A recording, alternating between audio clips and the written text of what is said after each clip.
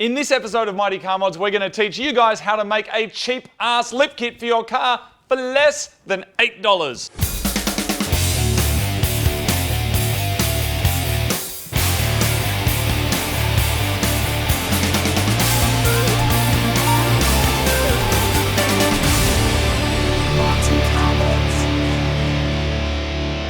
Welcome to another episode of Mighty Car Mods, proudly supported by Just Car Insurance. Now, who doesn't want a lower, madder car so that they can live the JDM life? You want ground effects. That's right, Is that Martin. what it's called? Ground effects? I don't know, Martin. Ground effects, that thing that F1 cars do, but I think there's this whole thing of like, you want ground effects.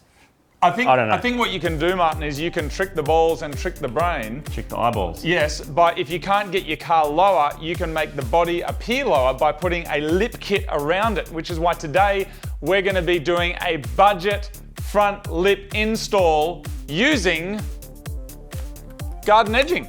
Now, this stuff is about $4 a meter, and we're going to start off by doing the front lip of the car. It's going to need around about 2 meters of this, which means we're going to be doing our aftermarket lip extension kit for $8, which is awesome. Now, not everybody wants to extend their lips downstairs, but for those that do, this is the cheapest way of doing it. Today we're going to be working on my Saab 900 Turbo, also known as WASAABI. It already has a small factory lip, but it's about to get a whole lot bigger thanks to our garden edging. All right, so this stuff here you can get from your local hardware store. It's used for a variety of different things, concrete formwork, garden edging. This one's Australian made and it's black.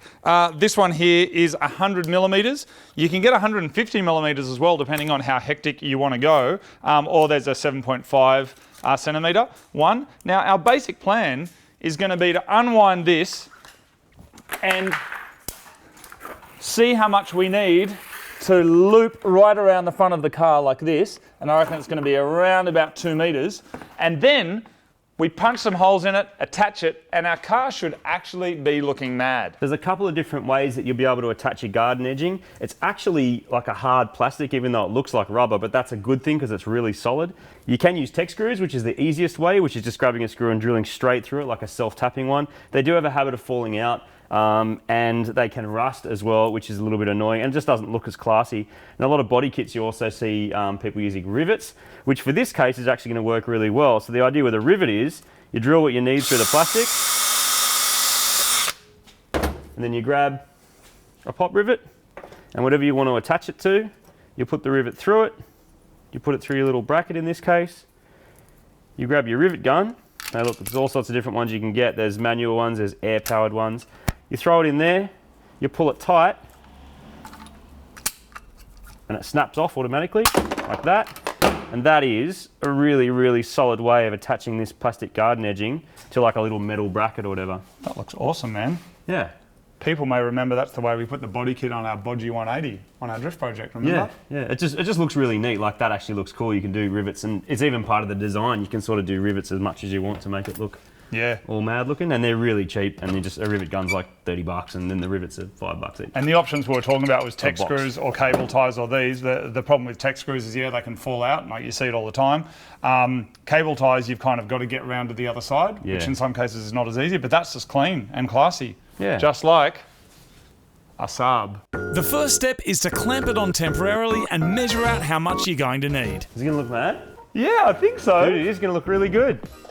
It's going to look good the whole way around. It actually tidies up the front of it quite a lot, doesn't it? Looks really good. You got a texture there, Marty? Yeah. You're going to chop it?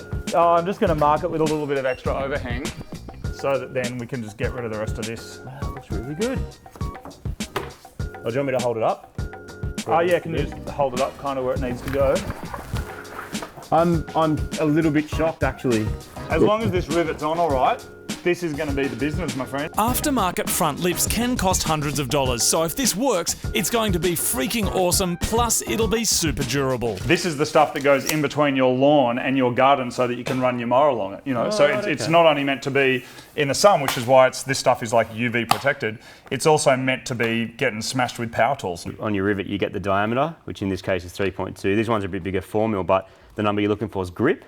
So grip is like the length beneath that little ledge there. So you've got 9.6 mil, and the other ones only have what, 6.4. So we get an extra 3 mil of grip. Which is exactly what we're going to need to hold that in. Drill through the edging and your existing lip, then get a rivet and smash it in there to hold it all together.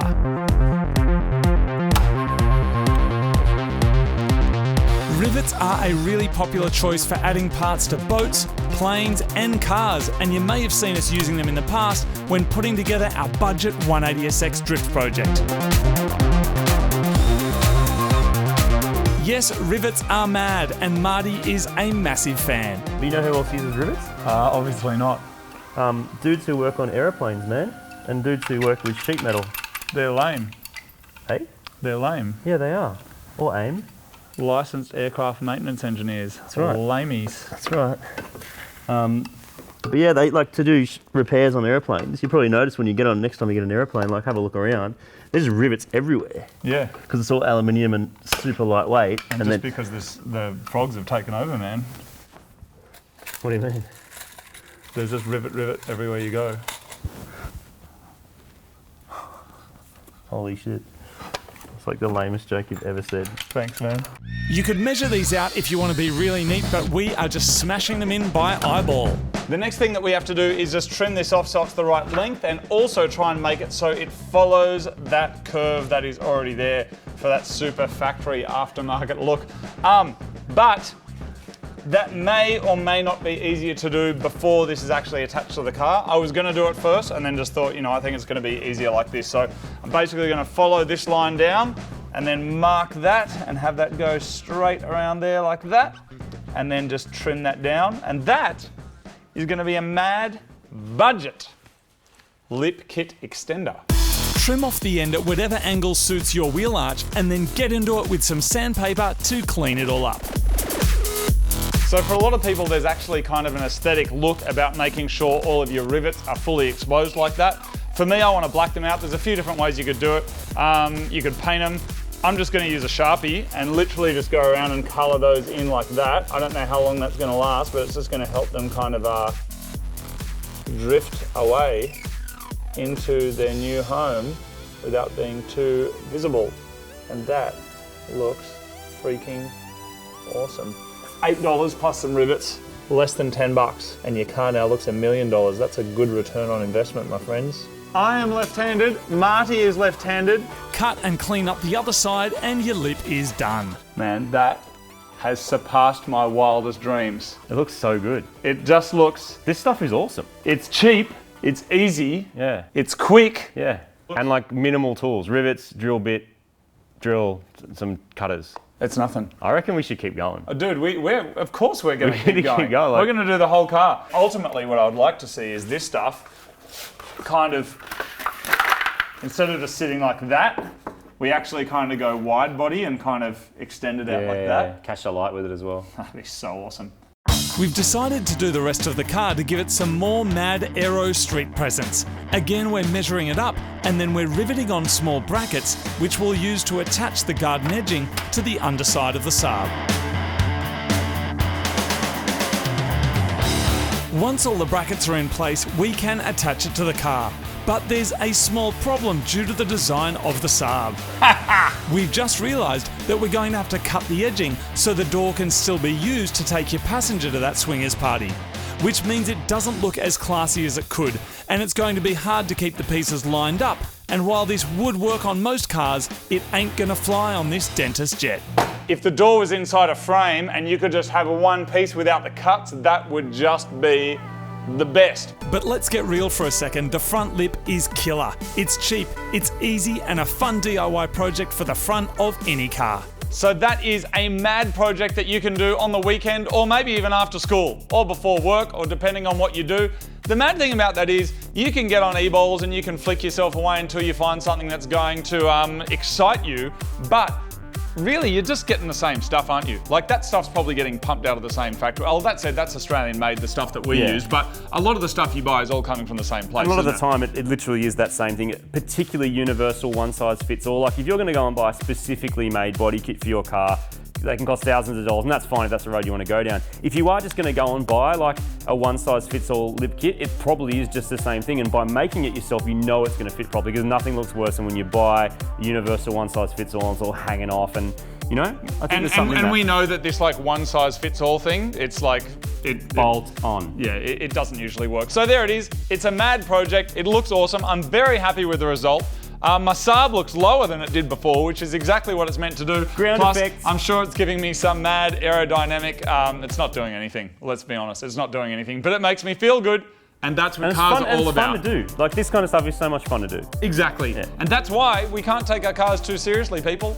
If everyone's like living the expensive life with their crazy cars, who's bolting garden edging onto their Ferrari? Who's doing it other than those bozo dudes in Japan? Like, not many people. But now you are.